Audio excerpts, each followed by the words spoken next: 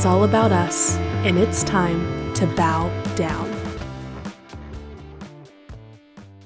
Hello, everybody. Welcome to, I believe this is our 4th episode of Bow Down. Dennis and I, as always, are so excited to be here with all of you. But also, Dennis, I'm so excited to be here with you today and just continue this ongoing conversation that we're having. Reese, as always, it's such a pleasure. And once again, I just have to say you look so lovely. And for folks who are just listening, you really should get the video version because you get the full picture here. But I'm honored to be here as always. Can't wait to see where we go. And I can't believe it's been 4 episodes already. Isn't that wild? It feels like it hasn't been, but yet at the same time, it feels like we've been doing this for like 4 years. So it's amazing how time is a little bit plastic there, isn't it? Yeah, and I do think when you catch yourself in the midst of that feeling, right, of the, this is something, it kind of has that weird feeling. It's like, follow that, right? That it's when you're in flow, when time kind of fades away, that it's like, okay, if I'm in flow doing this, you should probably keep paying attention to it. So I think that's a good sign. Good things happen, right? Right. And record it. Well, to kickstart us today, one thing that both of us from a few episodes ago have been thinking about and really felt called to discuss was this idea of the sublime and how that relates to the womanly and feminine experience. And for me, sublimity in the romantic experience, and romantic in the sense of the like aesthetic quality and literary period, not how we colloquially use the word romance today, has always been something that really, really resonated with me in my experience of life. In that these things that tend to be scary are also the things that tend to captivate my interest and my attention. And I think that that is something that's pretty unique to the human experience, right? That all humans share, but I think there's something that other animals probably don't have that calling to investigate what lies beneath the dark well or around the corner, right? There is something really interesting in that to me. And I just want to start with a snippet from a poem from Percy Bysshe Shelley, who, of course, everyone will be familiar with Mary Wollstonecraft Shelley, who is the author of Frankenstein, and Percy Bysshe Shelley is her father, I believe, unless I'm getting my history wrong. I will definitely correct myself in the description if I am, but it's been a hot second since I've been really entrenched in the literature, but this poem has always been really powerful for me, and it's a long poem. And so I just want to read a snippet, and it is from Alistair, or The Spirit of Solitude by Percy Bysshe Shelley. And at the very beginning, there is a epigraph from the Confessions of St. Augustine, and it is in Latin, so I will be reading the English translation. I was not yet in love, and I loved to be in love. I sought what I might love, in love with loving. And then Percy goes on in his beautiful poetic language to tell us, weave this story. And the second stanza begins, Mother of this unfathomable world, favor my solemn song, for I have loved thee ever and thee only. I have watched thy shadow in the darkness of thy steps, and my heart ever gazes on the depth of thy deep mysteries. I have made my bed in charnels and on coffins, where black death keeps record of the trophies won from thee, hoping to still these obstinate questionings of thee and thine by forcing some lone ghost, thy messenger, to render up the tale of what we are. And of course, this is just a little bit at the beginning, but I mean, mother of this unfathomable world, how does that not just grab you? And so immediately calls into mind this idea of the feminine, but But of course, this is a poem written by a man, which I think is interesting too for the work that we're doing here. So yeah, I'll toss it back to you, Dennis. Any immediate thoughts or things that are coming up for you with this epigraph and the little snippet from this poem? What really struck me is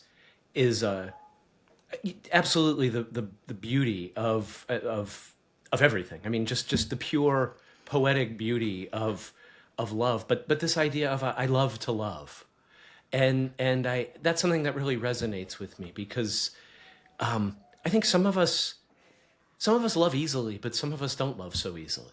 But I think we all I think it's to me it's universal that as humans we want to give our love to another, and I think oftentimes we're scared to do so.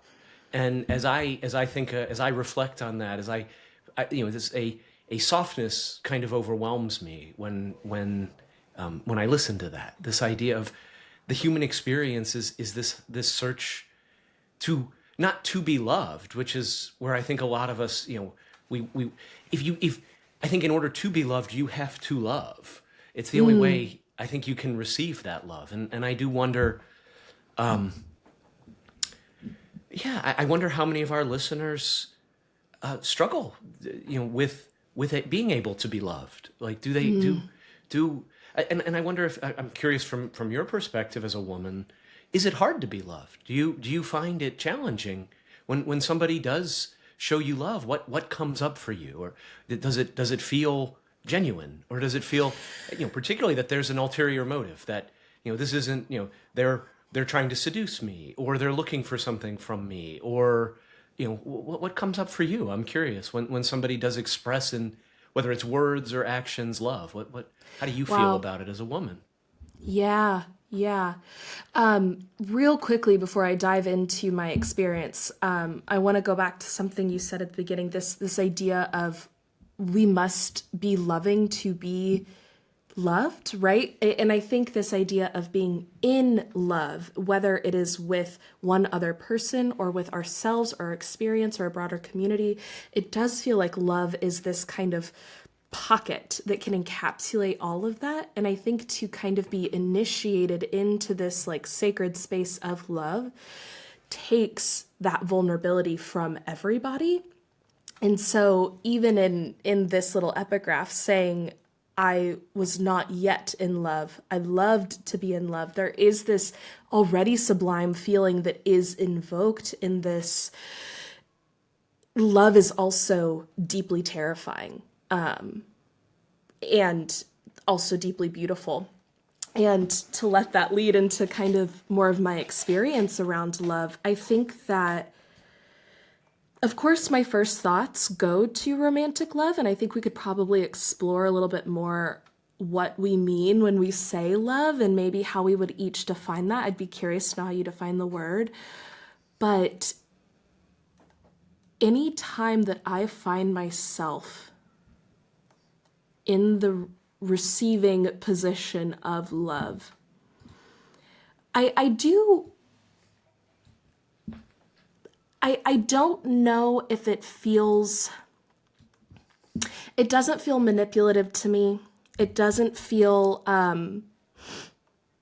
like the rug is going to be pulled out from under me. It doesn't feel as though like I'm just trying to be seduced or whatever. I think that I tend to discard that kind of feeling pretty quickly as like, oh, this is not love. But I think something that I really struggle with is, particularly in romantic relationships, is when I am told that I am loved, I immediately reject it, because there is this feeling of, there is no way you could love me, because how could you ever know me? You actually don't know me. Therefore, the thing that you're saying cannot be true. And it is not in a, like, I'm trying to discount this emotion that this other person holds towards me. I still believe that that is a beautiful thing, and I feel grateful to be the recipient of it. But it also feels almost like a lie that someone doesn't know that they're telling. And I think that that is both indicative of my own inability to receive, right? Of there is this like trust that love calls for in, I'm not in that other person's shoes. I don't know what it feels like to be in love with me. I don't know how they experience me. I never could, because I will always only be experiencing through the lens of, quote, Reese. So I do think there's a bit of arrogance in that reaction, but I think that that is the ego trying to protect myself in some ways. But in other ways that maybe aren't as self-critical, I do think that there is some truth in this. No one will ever know me in the way that I know myself. And any love that someone else could truly hold for me will never be as comprehensive as a love I can hold for myself because of that truth. And so I think it's not a thing that's easy for me to throw away. I think I still very much kind of scramble for it and want to grab onto it and hold it near and dear, because who doesn't want to feel so precious to another human being, right? But like in the darkest of darks at night, when I've been in relationships, that is the thing that kind of creeps out, is it's not true. And not because they have some ulterior motive, not because they want something deeper from you or anything, but because they don't know you. So what is it to love you? Not just to love, but to love you. Yeah, I don't know. I guess I'll leave it there since I've kind of been going on for a little bit. No, and that's just beautiful and honest and sincere, and it resonates so strongly in this. If they only knew me, like that, if he only knew who I was, or if she knew what I was really thinking, then, you can say you love me, but you don't really know me, right? And that's, why do we put up obstacles for ourselves? Essentially, that's really just what we're doing. What would it be like to live life and just, take that at face value? Yeah. And receive it, but ultimately you're right. It is self-love, right? If there's parts of us that feel we're not lovable, and so I wonder what it would be like to be with someone where you could put all of those parts out there, all of the ugly parts, all of which there are none, by the way. I have to say that there are no ugly parts. To everyone listening, I don't care how dark you think your part is. I don't think how terrible you think what you want is, or your desires are. They're not. And it's a lie you've been told, because you wouldn't have these desires if they weren't good in some senses.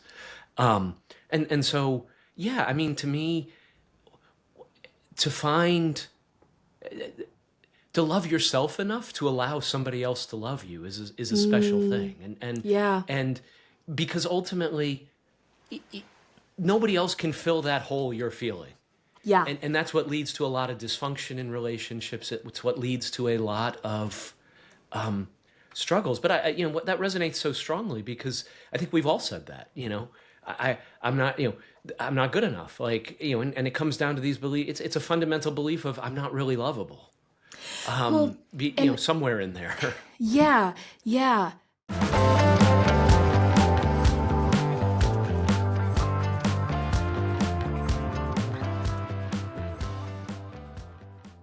Hey y'all, Reese hopping in for a quick note about the next portion of the conversation. I'm about to get into my experience with a personal relationship that I had in high school. And firstly, you'll notice there are a few cuts. This is just to protect the identity and privacy of the other person involved. And secondly, I want to be super clear that anything I talk about with my experience is purely an indictment on me and my lack of healing and the flaws that I had within this relationship and no one else. It is more from a place of personal reflection and the things that I did wrong, the things that I messed up in that relationship and not anyone else. And I hold nothing but gratitude for these memories and for this person that really taught me a lot, clearly, by this conversation. So just wanted to make that super clear before telling this personal story, and I hope that you enjoy it. I do want to talk about my personal experiences and the ways that I can learn and grow and hopefully help others learn and grow through my personal stories, but I always want to do so in a kind, loving, and ethical way. Also, a little bit later on in the conversation, I touch briefly on the definition of woman and womanhood, and I want to be extremely, extremely clear when I say this. Fuck TERFs. Feminism always has, always will, and always should include trans women. Trans women are women, and as feminists, that has to be at the forefront of the work we are doing as well. I also want to own that my privilege is on full display in this conversation. I say the phrase, I don't really care what society says a woman is, and I think that that is just the perfect example of my privilege as a straight, white, cis woman, that I don't need to worry about society viewing me as a woman or not, and I have the freedom to define what womanhood means to me because it is not questioned. It should not matter how anyone else defines womanhood. It should only matter the way we define that for ourselves as women. But it does matter so that all women are protected in the freedom of being who they fully are. Everyone deserves the full freedom to be who they are. And that is why the definition is important and why we need to keep fighting as feminists for an expansive and inclusive definition of womanhood on the public stage. Okay. Thank you for tuning in to this little note and to the podcast in general. And now back to the main conversation.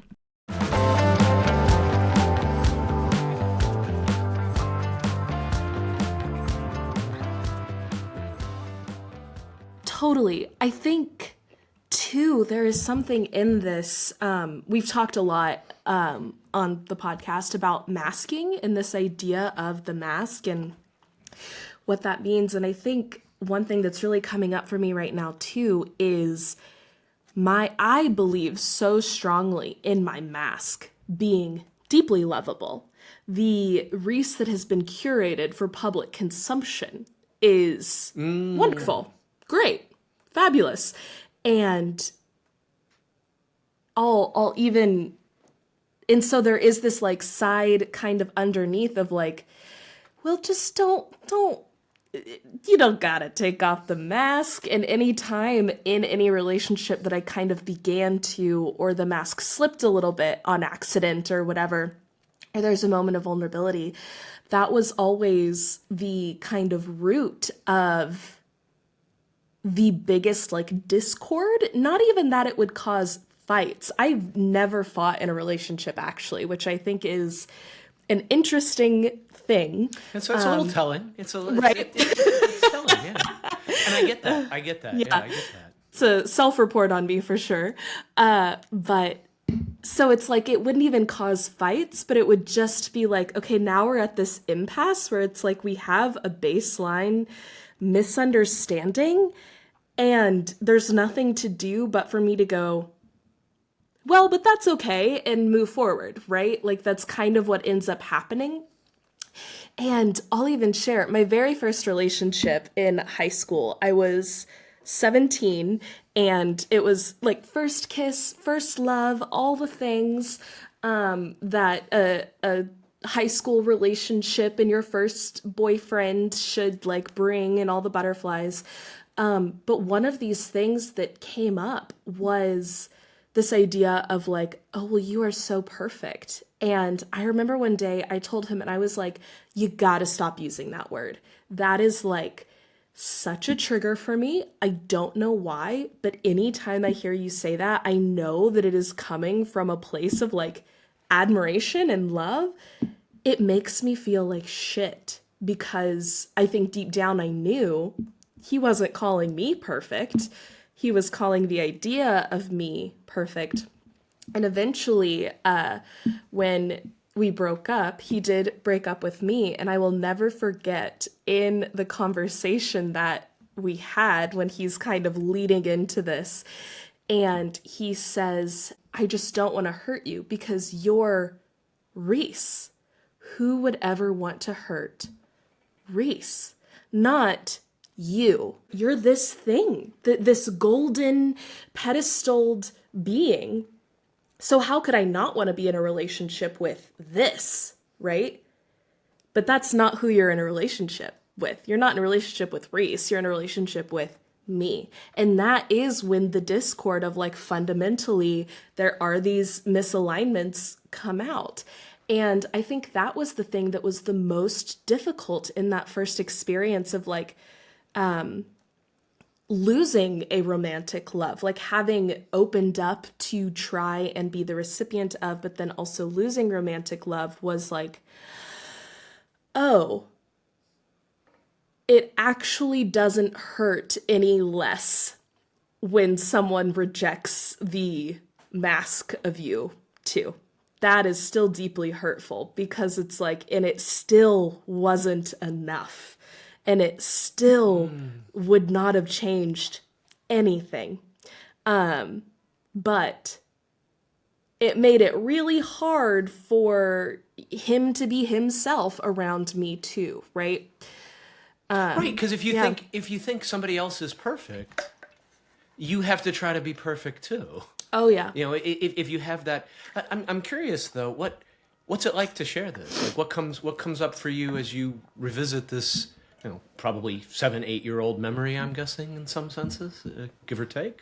Yeah. What comes up for you? You know, sharing, it's kind of twofold. Sharing personal things is something that I think I have a complicated relationship with in terms of like the public sphere of something that I'm putting out there.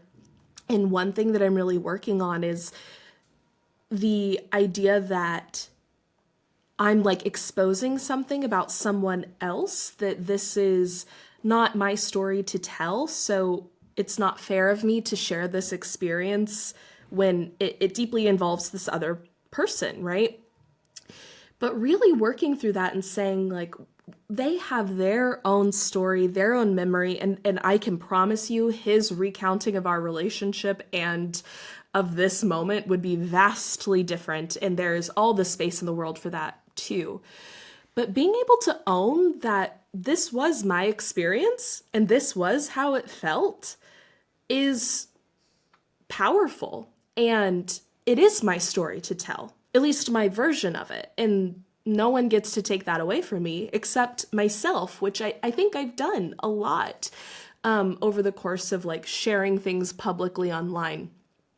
I think it gets harder when it's not, you know, a high school relationship that is about 8 years ago now. It gets harder thinking about like sharing things about my family or sharing things in this way that's like, okay, how much of this is mine to tell? Mm-hmm. But still stepping into the power of, no, this is mine to tell.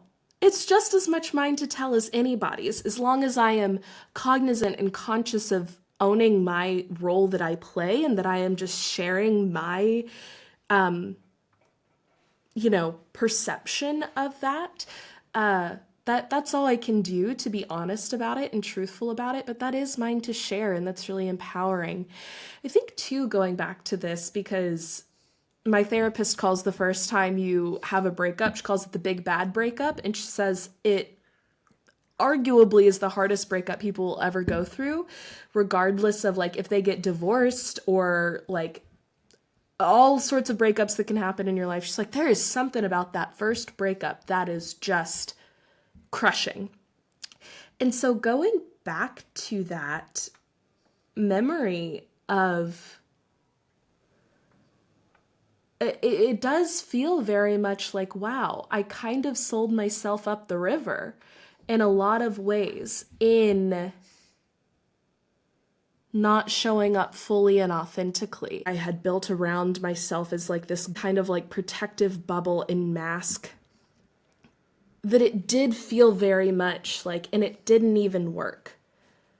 Like such a self-betrayal. That was kind of like, you did all of this, and for what? Damn. Wow. I can feel it. I can feel the emotions there in that. And thank you for sharing it with me and being brave enough to share it with the audience as well. And yeah, just that, betrayal is such a strong word. I notice this betrayal of self, and what I hear, what comes up for me is that those parts of you that felt the need to mask to do this were doing so out of such love and concern for you, but because there's some part of you that's afraid of, if I was who I really was, then I'm unlovable, or Right. this wouldn't work, and especially if and then you have the added pressure of him constantly saying, I'm so perfect, you're so perfect, oh, you're Reese, you're so perfect, you're up here, and so now there's this polarization between, well, now I have to be perfect, like you put all this pressure on me to be perfect, and I'm not perfect, because none of us are, and all of us are. Like it's that duality of we are perfect. I love you. You're perfect. Now change, right? There's Yeah. I think there's that. I think it's a play. I'm not. I remember when I was in high school in debate. I feel like that was one of the very popular OI pieces or humorous interpretation pieces that people would do, and I think it's that first love is so deep, and yet I wonder how it's informed future relationships for you. Any thoughts on that? Like how has that, like, you said you were triggered by if somebody calls me perfect. How has that manifested, I guess, throughout, since then in your Yeah. in your relationships in general, not even necessarily romantic, but Right. I think perfection is something that very much, I think all women, most people, but specifically women, really struggle with, because there is this, I think there's a broader conclusion to be kind of drawn from this first love story for me that is very much kind of what society asks for of women, rising to meet that and then being smashed down anyways, right? That is like, society says you have to check these boxes. You have to meet these standards. You have to be the best mother. You have to be a mother. You have to be a good mother. You have to be a wife. You have to be good at cooking. You have to be good at cleaning. You have to manage the household. And even the women and wives in wonderful relationships, there are still lots of reports and studies around the unseen burden and the power imbalance within just like the emotional maintenance of a family unit that women still carry, just because of this kind of baseline society that we live in. You also, now you can't want to throw away a career because of being a mother, but also you can't only want a career. You should want both, and you have to do both beautifully and masterfully. And if you choose to do something different than other women, you cannot say that you are judging women who do something different. You have to be ultimately supportive of all women, even women that you really disagree with. Like, there are all of these impossibilities that are thrusted upon women. And man, are women good at balancing those and tackling those until there is something that understandably is impossible, and society finds this one little chip, this one little crack, and you're a bad mother. You're a bad career person. You're a bad daughter. You're a bad sister. You're like, and then it becomes a deeply personal thing. Like, because you can't do these performative actions, you inherently are bad, is very much the message that is sent. And so I think that was largely my experience. That's like, I want this idealized, almost like Madonna-esque girl. And then as soon as there is something that is like, oh, but you're not actually who I thought, like there's an inconsistency here. But the narrative that exists within all of this is that is judging the self based on external perception, on someone else's standard of what it means to be good or a good woman, not your own standard. And I think that really is the challenge of feminism now, today, is bringing that focus inward. I don't really care what society says a woman is. I feel that I am a woman, and me doing anything that feels true to me is going to be womanly, is going to be feminine, because I am a woman. And I think that that is the challenge now, is prying away the definition of good womanhood from other people's hands and bringing it back to our own hearts, to our own souls, and saying, no, this is mine to define, because it is my role. It is my identity. And even though that identity is something that shapes the way others perceive me, it is not theirs to put parameters around. And I think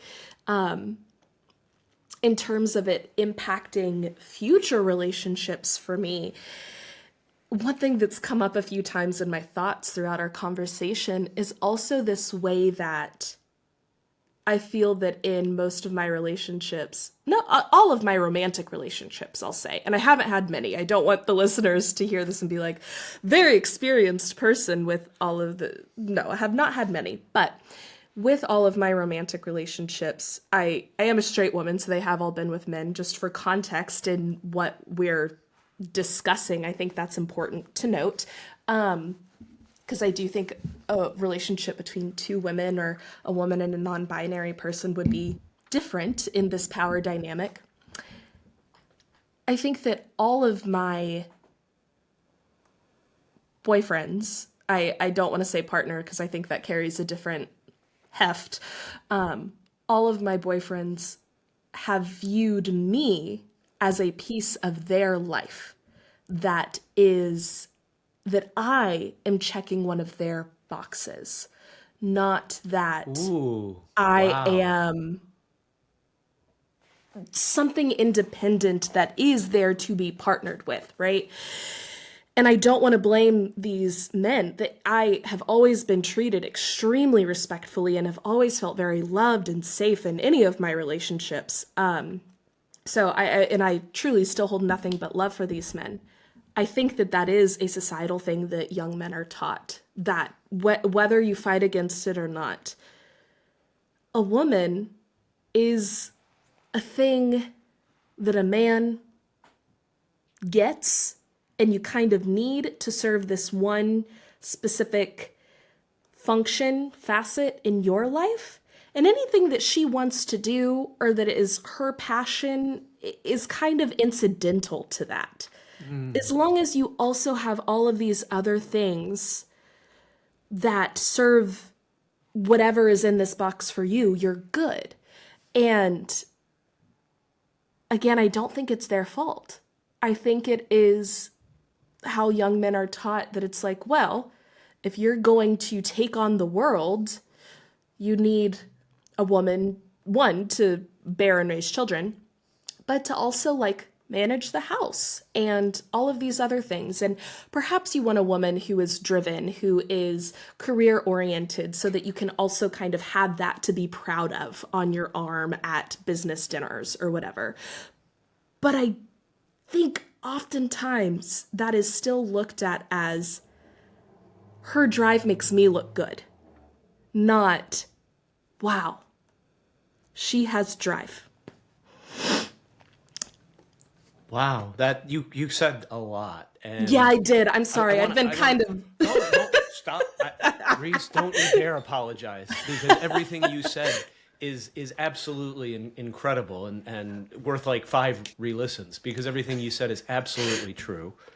I think, wow, so I have to organize my thoughts here. You hit my ADHD brain. I'm bouncing all over the place. It's awesome. I think the first thing that comes up for me is, men need to do better. I mean, that literally was the first, like you make excuses for us, and yes, there are a lot of reasons why this, it is embedded in our patriarchal society. But there are men who don't feel that way, who actually do, and so it's not something that you can't just, in my opinion, toss it off to, if for men listening, to say, oh well, this is just the way I am, this is the way society made me, because there are men who don't feel don't see their partner, their spouse, their their significant other in that way, as the word that came is an accessory. That's sort of is the image I got, like a nice pair, a nice set of cufflinks, right? Or wow, won't she look good on my arm? And we see that everywhere. And so I don't want to give men a pass on that, because you have to do better. I mean that we have to do better. Wow, I mean just so much there. And I think it really also struck for me, the myth of Lilith and Adam, right? In this sense of I mean that's what really popped up for me, the mythology there, right? In terms of I mean, according to Jewish mythology, right, Lilith and Adam were created out of the same substance, in Genesis 1.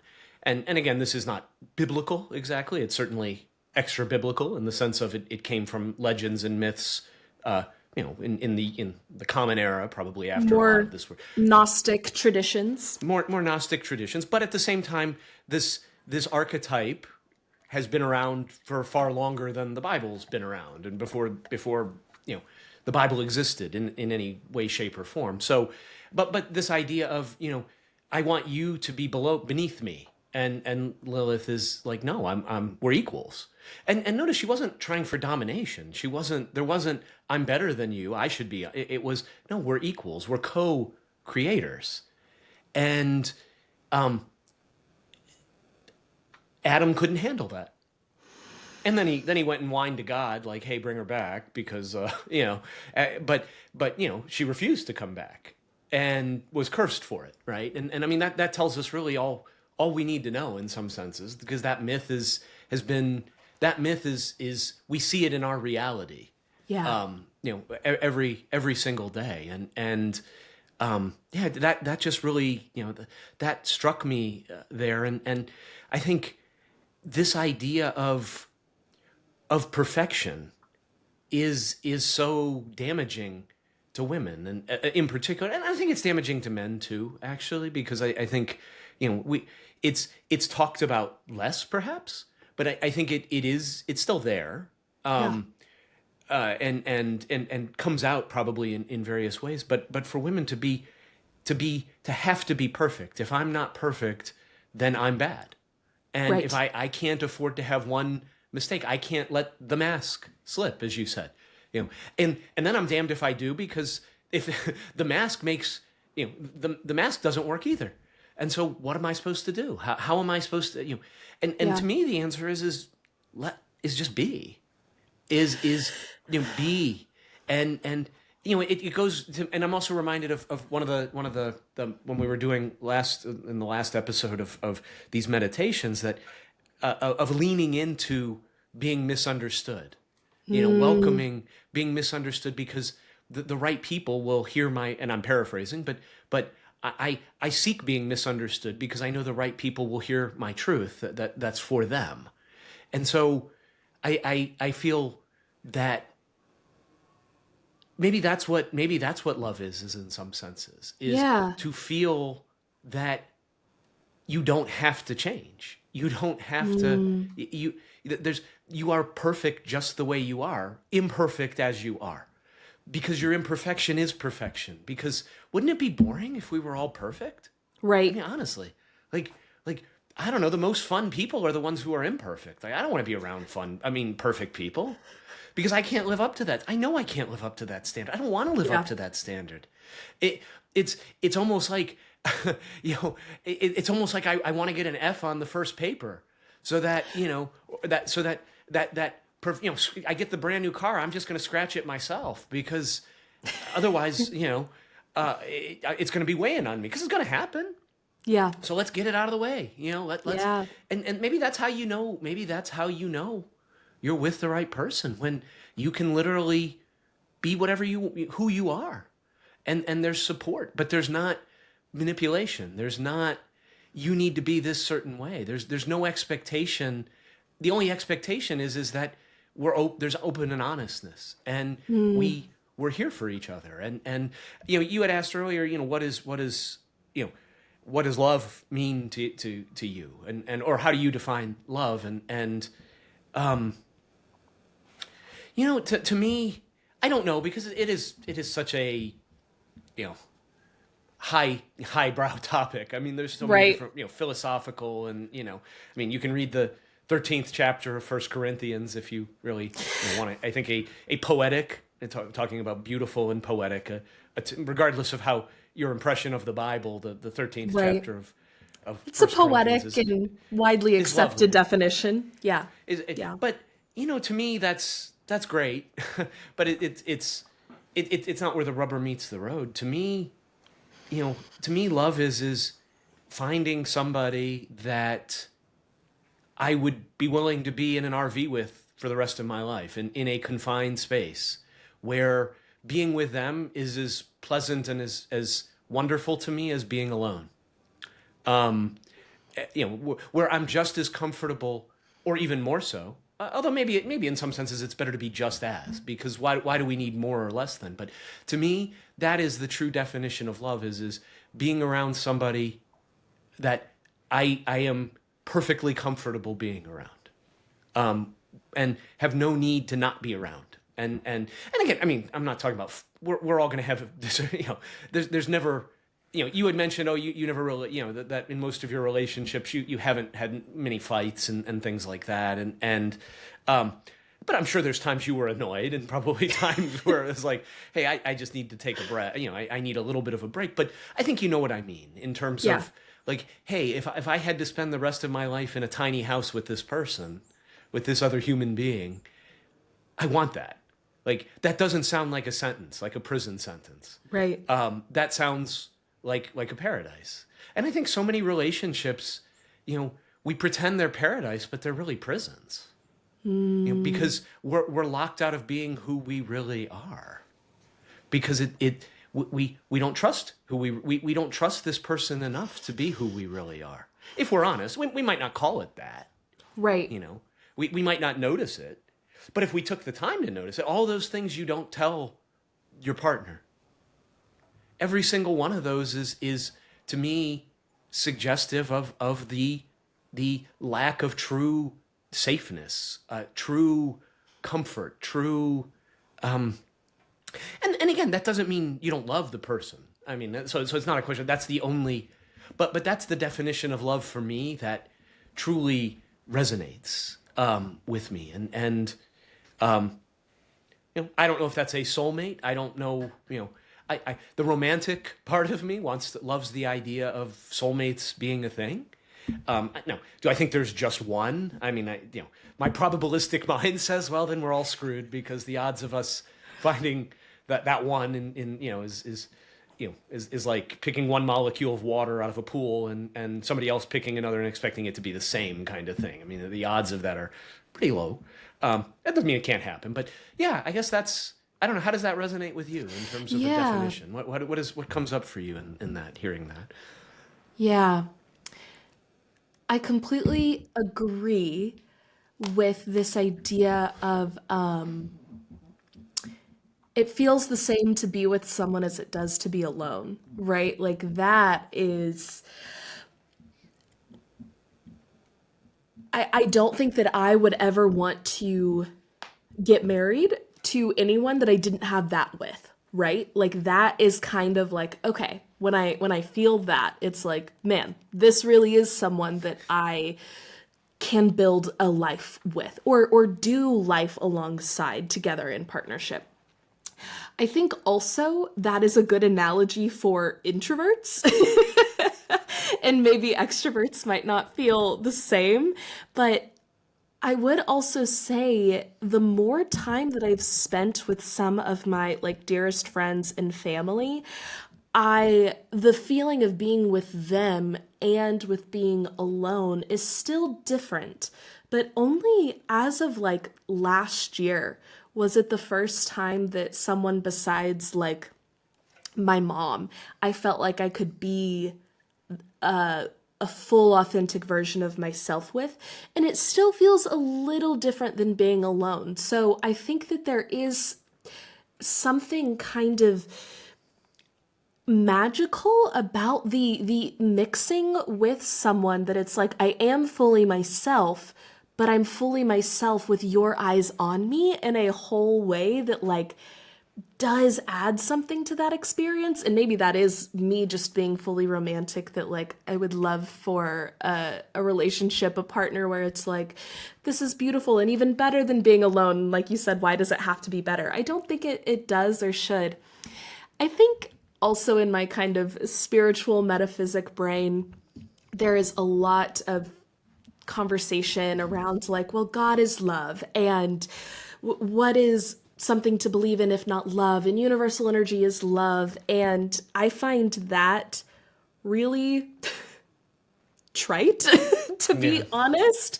I don't necessarily disagree with it, but I think the more that we're sitting here talking, the more I'm like, is love just like witnessing? Is it just holding space for someone's authenticity?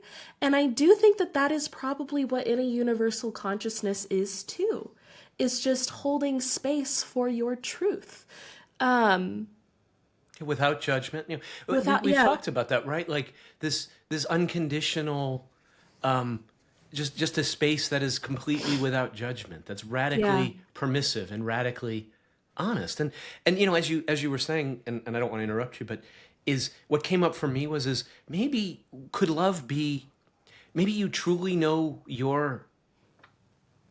that you're with the person you should be, or you're in love or whatever, if you can see yourself through that, if you can see yourself through that person's eyes and you actually believe it. Because it goes back to what you were saying before about you couldn't see your first love, or maybe your first boyfriend. Maybe it wasn't first love, but your first boyfriend. Although maybe it was, and it's beautiful if it was. Like, right. You know, so, but I don't want to put words in your mouth. But you couldn't believe how he saw you, and maybe it was true, maybe it wasn't true. Who knows? But I'll assume it's true because I think you're perfect. So I agree, but. You know, maybe that's when you know that maybe that's what love is when you actually believe what the other person sees, because that is hard. I mean, you know, I don't know, that came up for me. Like maybe that's another way of looking at it, you know? Yeah, I really, really love that, because I think it is kind of like warts and all, right? That is, I trust that on my worst day, you are going to still see the beauty in me that on my best day I feel, but also on my best day, or if like my ego's getting a little too big, you are also the person who will call me out on that. And that's not exactly what I'm trying to say, right? But it's like to be able to see all sides of someone and still hold that. Like there's this thing that's like, good friends call you an asshole. And I'm like, yeah, there is something to that, right? That's like, I wouldn't want to be with someone who doesn't think I'm an asshole sometimes, because I can be an asshole sometimes. We all can. And if you're with someone who can't see that, then they can't see you. There is some sort of smoke and mirrors there. So I do really like that.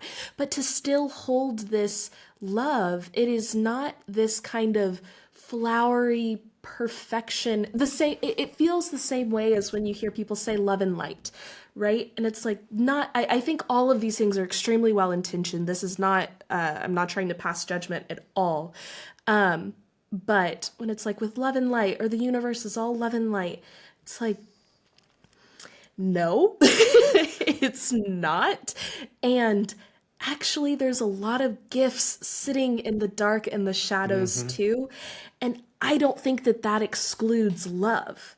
I think that love includes the light and the dark. And so, yeah. There was one thing I wanted to go back to as well, which is kind of pulling us back a little bit, but it feels important for me to say. after I was talking for a bit and you mentioned that it feels very much like men see women as this accessory. And I completely agree with like that language of kind of how I was talking. Then you were like, not all men feel this way. Absolutely. And I just want to preface that like I am extremely blessed to be surrounded by very amazing men that treat their partners really, really beautifully. And I do see them as true partners. And I think my dad's an excellent example of this as well. And I'm very lucky to see that. And I have some friends that just have amazing, amazing, beautiful partnerships that do feel like true partnerships that it's just a privilege to be able to witness that. I do think also for these men that are able to hold that, they have all done a lot of digging into themselves and into what their masculinity means. And so I think I just want to urge any men out there that may be listening that if you're like, well, I don't see women like that. I'm one of the good ones. Or even, do I see women like that?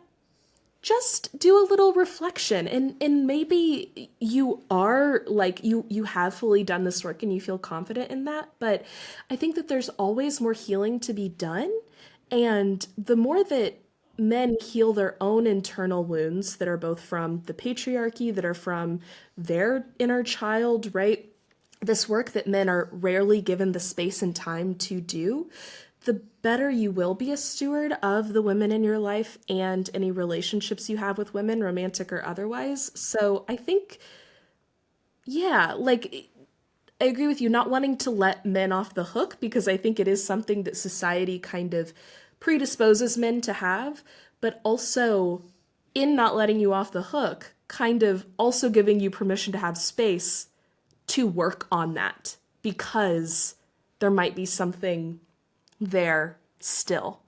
I love that. Yeah. And it reminds me of a sticker I saw, and it was like, yeah, I understand that, and it was much more pithy than I'll state it as, but it was, because, if you can fit it on a sticker, it's got to be good. Right. No, but it was something along the lines of, yeah, I understand that this is what you've learned, but it's time for you to unlearn this shit.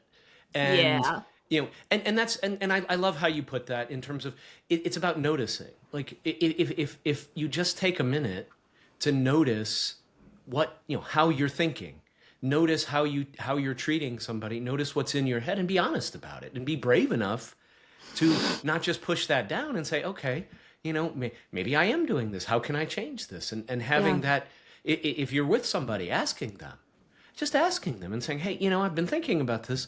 How am I showing up for you? What else could I do differently? How could I be better? How could I meet your needs, in a better way? Because often, I guarantee you, or I don't guarantee you, but I suspect your first boyfriend thought he was meeting your needs in some way by telling you how, maybe thought that's what you were supposed to do. And I have no doubt that it was genuine and probably heartfelt and probably real. But, what is that really saying? Again, there's almost a part of you that wants to be acknowledged, that those parts of you that aren't perfect want to be acknowledged because Right. they're there. And can you love me?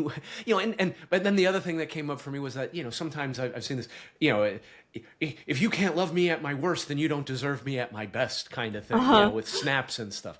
And that's not what we're talking about here, because yes, that in some senses, maybe the sentiment is true, Right.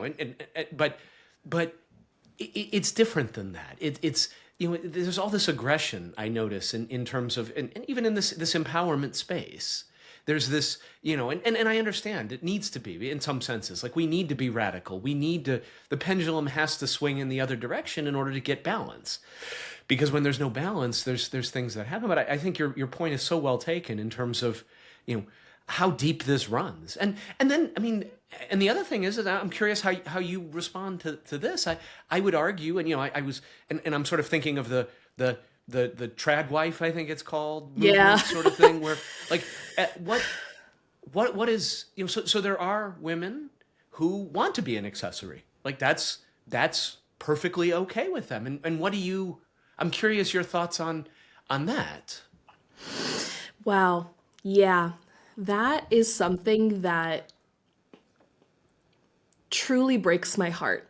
There was something that went viral on TikTok, and I think it's the account Ballerina Farms, and it's this woman who was training to be a ballerina, like wanted to be a ballerina when she grew up, ended up meeting her husband in college when she was studying for ballet, decided not to go into professional dance, and now they have a farm and a homestead, and she is a stay-at-home mom and a mother of like 8, 9 kids, and that's kind of their thing, and very much a part of this tradwife culture and community and the like homesteading kind of thing that I'll just don't. I think it's weird as hell. But there is some beauty in like getting back to nature and the health of it, but odd. But they were recording a gift that she was getting for her birthday. And apparently, for like a few months, she had been like, I want to go on a vacation to Greece. I want to go on a vacation to Greece. Like, this is all she wants. It has been like a goal of hers to visit Greece. And her husband is videotaping her opening her birthday present. And so she's like, oh my gosh, she's opening it. She's like, is it Greece tickets? Is it Greece tickets? And she's like, are these tickets somewhere? And she takes it out, and it's an apron with pockets to hold eggs. And just the look on her face that fell, and she was like, oh. And he was like, yeah, you were mentioning that you wanted one of those. And she was like, yeah, I think I did mention that. Yeah, thank you. And she's still very kind and like gracious about receiving this gift, but it's like, not only is it like you mentioned this one thing once, maybe offhandedly, this other thing so many times, and I don't want to presume to know their finances, but they're quite successful on social media. So I would imagine that a vacation isn't necessarily out of the realm of possibility. But that it's also like tied to her doing her mothering work. It's like, why do women get vacuum cleaners and kitchen pans for holidays kind of thing? Even if someone's a chef, then of course, like it's a little bit different and all of those types of things, right? But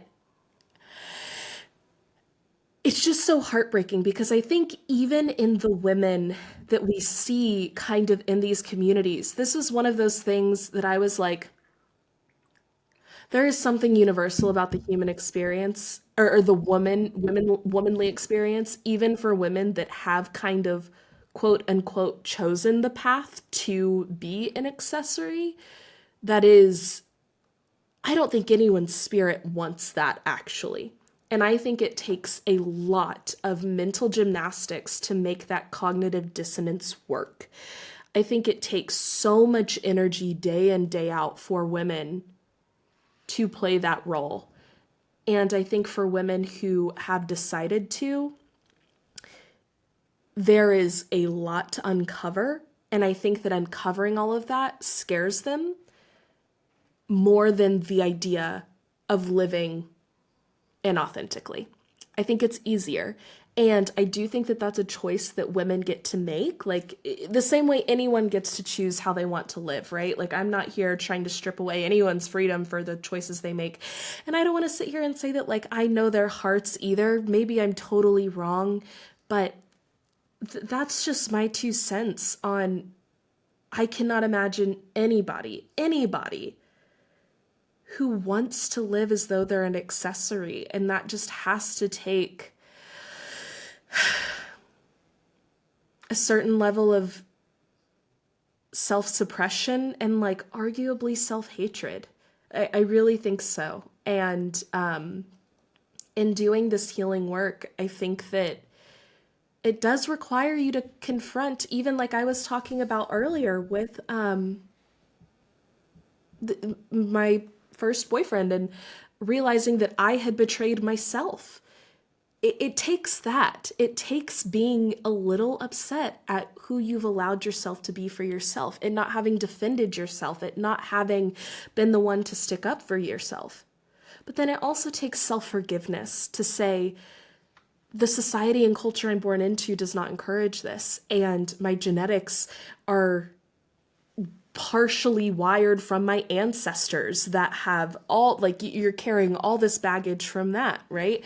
And so, yeah, I would say, like, hold space for your anger in any way, but then also meet that with grace in any way. And it's hard to talk about that because you could probably hear in my language, I'm so hesitant to not judge another woman for a choice she's making.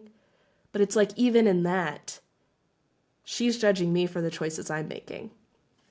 So we tend, yeah, that's a very, I appreciate you sharing that. And I do wonder if anybody, I would love to hear from somebody who is, likes this or wants to be part of this lifestyle. I don't judge it. And what you said was very interesting to me. And it kind of goes back to, this idea of, okay, if a woman is a sex worker, is that empowering, or is that because of abuse or because of childhood trauma and a lack of self-worth, or, where is the power in that? And is there if somebody did choose, hey, I just want to be taken care of. I love being a mother. It's what I enjoy. I don't want to work. Like, work sounds like I just want to, take care of my kids. I love homemaking. I enjoy cooking. I love making pies. I just love all of this. Like, I don't want to think about bills. They scare me. I like that my husband takes care of everything. If somebody chooses that, is that not a form of empowerment in some senses? Yeah. Is the other question. That's a question, from my perspective, the male perspective, I would say, if yes, as long as it's been explored, I would definitely say, hey, let's make, if this is what you want, you have that agency, and if you're feeling, to me that is powerful to say, no, I love this. Like, my husband treats me well. I'm very happy with how I'm treated. Like, I don't feel I'm treated poorly. This is the life I choose, and I love it. So who are you to judge me? And they're right. They're right. And, it's not for me to say, oh, well, well, that's because your childhood was messed up. And so, that you have this as a model, but this shouldn't be this way.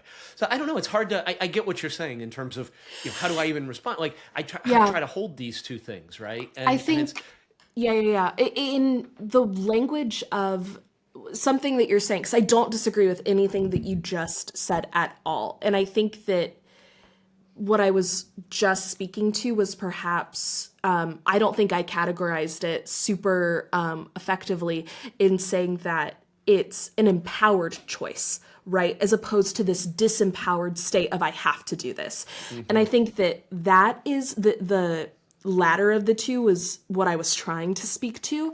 And I think when I hear the word tradwife, my mind immediately goes there, which speaks to my bias around that. So I'll own that, right? That, like, in thinking of these, like, homesteading lifestyles, my mind does immediately go to, is this kind of a disempowered way of living?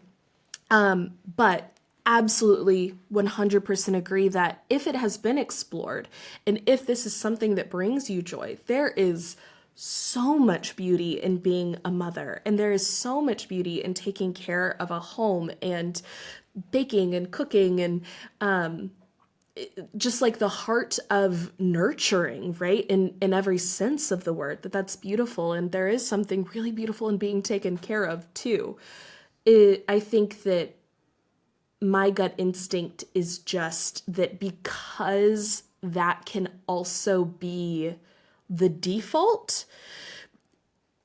exploring whether that is your default or not before is my kind of, ooh, it's difficult. So I hope that did not come across as discounting at all of women who make the choice to do this. I think when I hear Tradwife too, I also tend to think MAGA, and then that also makes me think really sexist. There's a ton of connotation. But I totally agree. But what you described, though, I mean, I have to say that I haven't seen the video that you were talking about with the apron, but I mean, honestly, that made me tear up as you were talking about it, because that just seems so heartbreaking, and so, it brings up anger, and it brings up all, indignation in me personally, like, oh, you got to rise up against this. But I do want to point out that, that there's agency here. and unless it's a situation where there is no, obviously there's some situations where, certain places, certain situations where you don't have agency. And that's a very different situation. Yeah, I don't know how we got on this. It was an interesting. No, I think it's fascinating. Because it could be a form of empowerment in some ways. Totally. If that's what you really, really want. It goes back to, what do you want? Yes. And yes. I don't, there's no judgment there. It takes all kinds. And that could be a beautiful calling, but is it really your calling? Is that what your heart wants? That's where I think we go back to it, right? It's if it's what your heart wants, then it's what's for you, and that's okay, and that's great, and walk in it and enjoy it, and hopefully you don't allow yourself to be treated poorly by your husband or wife. I mean, we're talking about this, but there's the opposite end too, which isn't talked about as much. But, a female-led relationship is sort of the opposite of a tradwife. So, that doesn't get much talk either, but that exists as well. You can't have one without the other in some senses.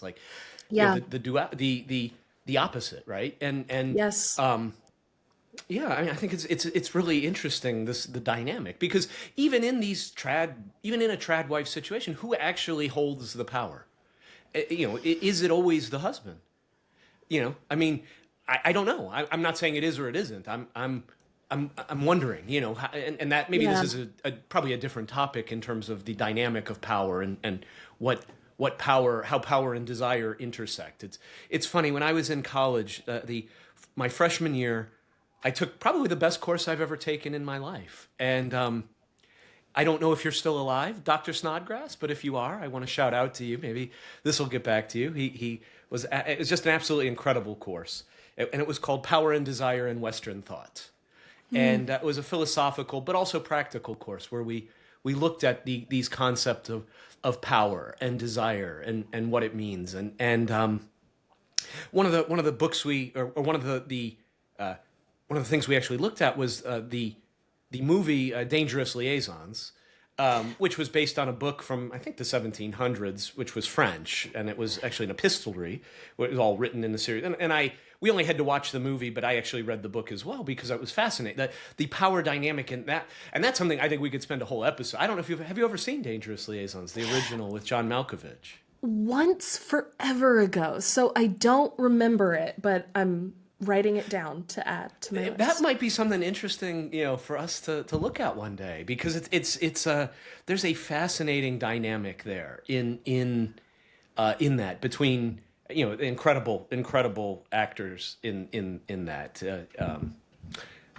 including John Malkovich and Glenn Close. I think it was. I wanted to say Meryl Streep, but I think it was Glenn Close. Just a tour de force of acting, in my opinion, but more than that, the what underlies it, the power dynamic and what true power is and what living free is, and well, and this cool. I also want to say, this Ballerina Farms family, this example, even though I totally agree the story is just really difficult to hear, I also have no idea what the inner workings of their life, right? And I think that that's also something we all need to just be mindful of, as we're only getting glimpses into these people that are sharing their lives on the internet. So it's this is maybe one thing that was really, really shitty. She may absolutely love her life and end up going to Greece next year for her birthday, right? We have no idea.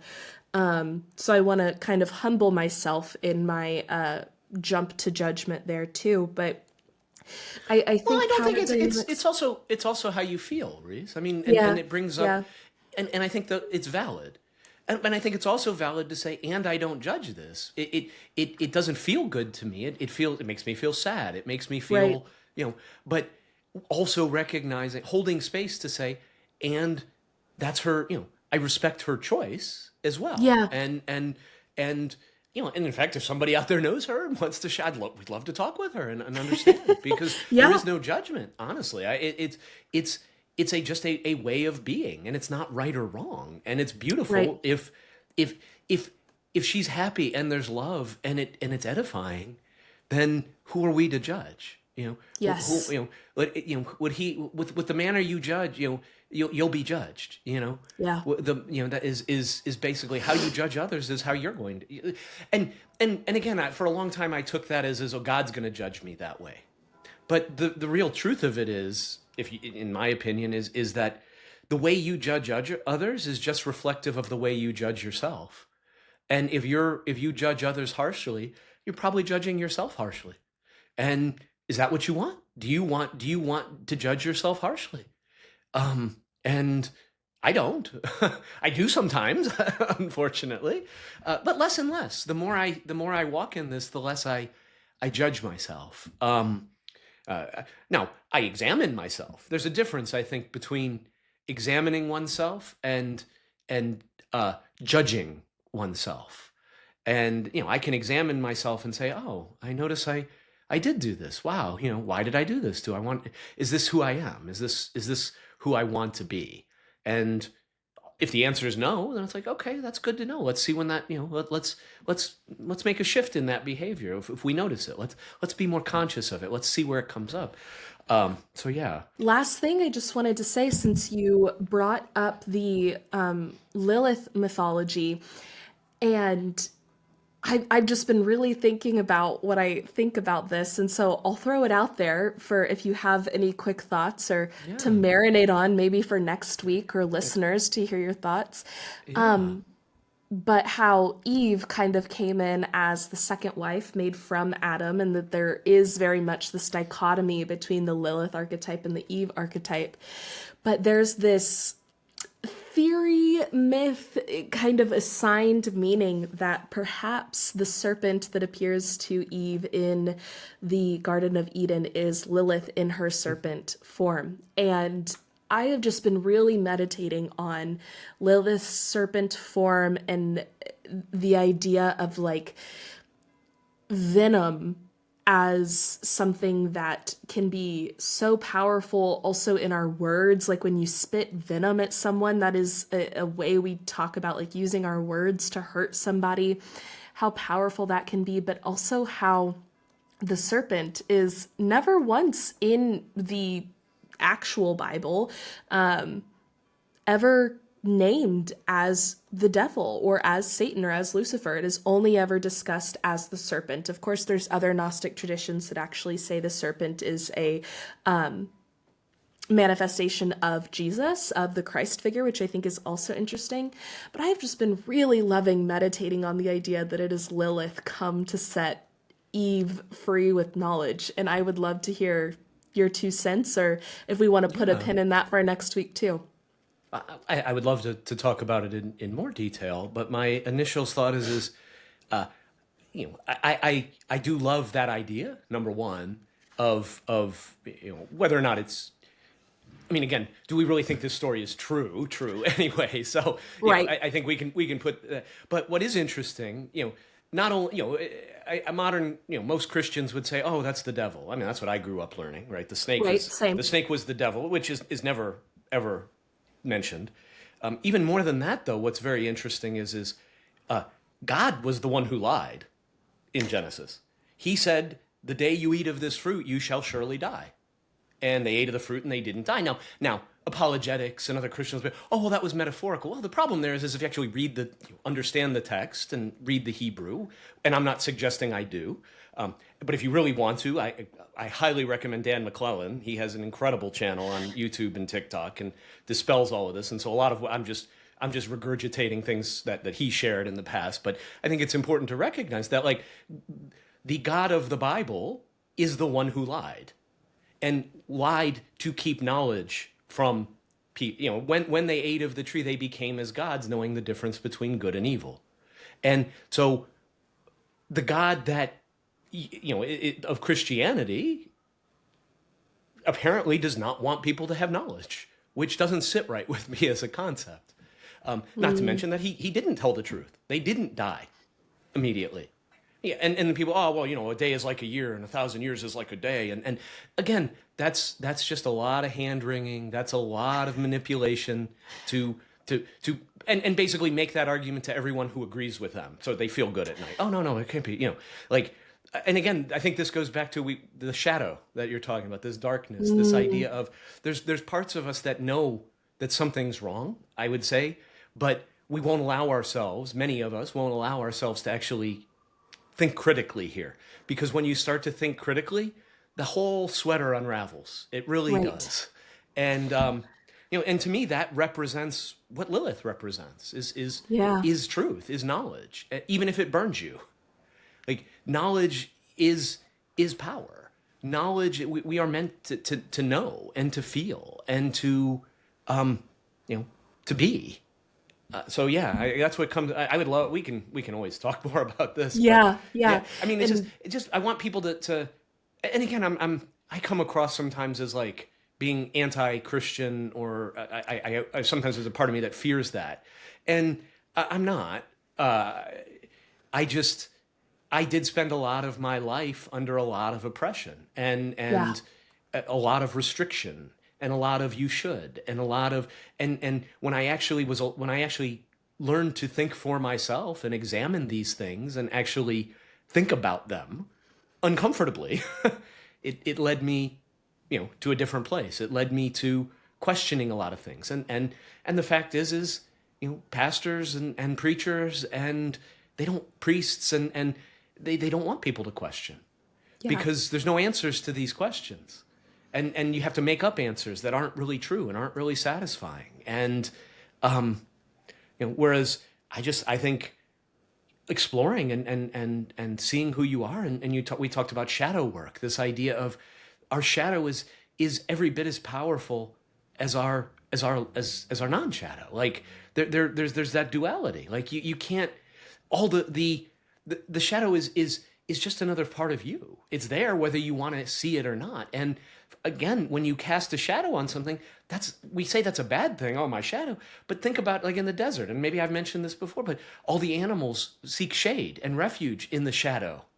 Like the Bible talks about the shadow of the wings of the Almighty. So why do we pull back from the idea of talking about our shadow or thinking about our shadow? So yeah, I mean, great discussion today. I love where we went. I wonder if there's a part of me that wonders, do we just wander around? But I guess we'll see. I think authentic. We do, but I think that's kind of awesome. I'll also throw out there, Dan McClellan, great recommendation.